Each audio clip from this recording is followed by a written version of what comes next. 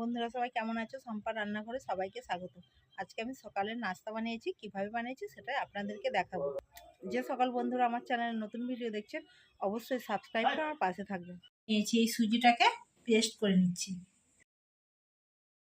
সরিষার তেল দিয়ে দিচ্ছি, গোটা জিরে, ছোটো আলু সেদ্ধ করে গ্রেট করে নিয়েছি দিয়ে দিচ্ছি। এক দুবার আমি এভাবে নেড়ে চেড়ে নিচ্ছি, সাদা তেল দিয়ে এইভাবে বুলিয়ে নিচ্ছি। নাস্তাটা আবার উল্টিয়ে নিচ্ছি, ডিমের যে গোলাটা দিয়ে দিচ্ছি উপর দিয়ে দিয়ে দিয়েছি। এবার আমি উল্টিয়ে নিচ্ছি, আলুর পুরটা আবার লম্বা করে নিয়ে নিয়েছি দিয়ে দিচ্ছি। আপনারা যেমন পাটিসাপটি করলে রোল করেন সেইভাবে রোল করে তুলে নিচ্ছি।